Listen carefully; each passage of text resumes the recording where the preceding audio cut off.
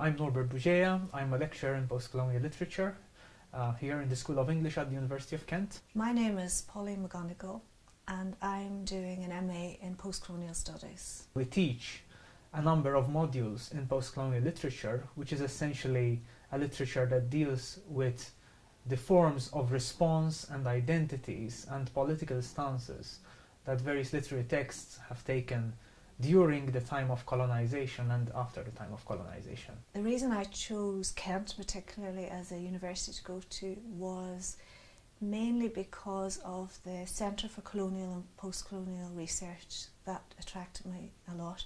Not only the work that they were doing, which I had followed over a couple of years, but the people involved in those courses, and the link with Wasafiri magazine, which was a cultural magazine and a magazine for contemporary research, etc., that I was really interested in.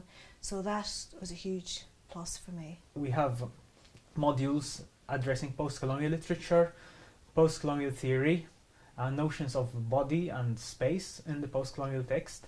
The postcolonial literatures that we study are really, they encompass various areas of the postcolonial world. So we are speaking essentially about Africa, about Australia, even Latin America, the Indian subcontinent, but also further afield. And we cover the political responses of these literatures to the relations of power as they evolve, as they are evolving even today.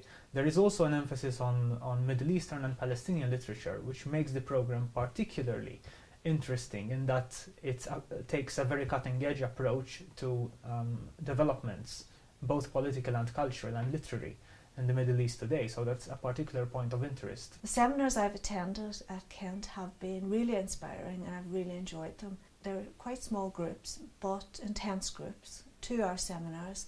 So you have to be well prepared. You get an awful lot out of those seminars because of that small group, and you're able to discuss all the issues in good depth and have, very close up and clear teaching from the seminar leaders, which is really, really important. The colonial and postcolonial discourses module is a module that covers the theoretical approaches to colonialism and postcolonialism, ranging from the post-war period to the present. And we start by dealing with what we call the liberation theorists like Frantz Fanon, Amilcar Cabral, Regis Debray. These are names that students will encounter also in other areas of their studies. After the liberation theorists, the negritude movement will move into Edward Said's work, which was absolutely fundamental to the establishment of the field of colonial and postcolonial studies. We deal particularly with the notion of Orientalism, but our tutors and lecturers have a range of expertise in this area that covers various aspects of Said's work. And in colonial and postcolonial discourses, we cover Orientalism specifically, but also Edward Said's work in relation to Palestine. We move on then to the interface, as it were, of postcolonial studies with various other lines of scholarship, including post-structuralism, Marxism, feminism.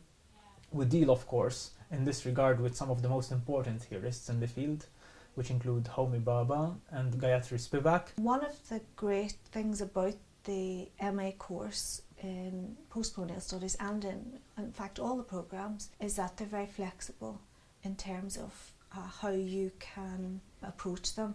For example, you could do the courses full-time or part-time. I felt that a taught course was very important for me because I needed to have contact with teachers and wanted to have a good interactive experience with other students.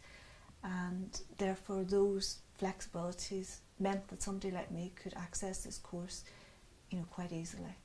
The course is carried out with an awareness to how important these theories and these modes of thinking over the past 50 or 60 years continue to be today. And it is a course that seeks to establish political and historical relationships across time and space. So we do not deal with these theories in a vacuum, as it were, but we show how very relevant and very applicable they are to the relations and modes of power and politics as they evolve today. It is obviously a very political unit, and it also seeks to build relations with literature and the way in which we can read literature politically as well as aesthetically, and also the ways in which the aesthetics of literature feed into its political content and into its political strength.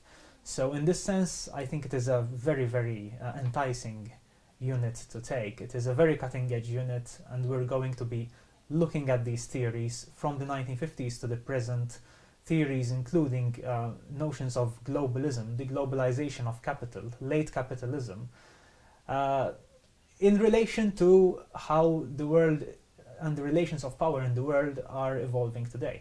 The fact that I'm even considering going on to do a PhD is not something I would have thought about 2 years ago, but that's down to my experience at Kent.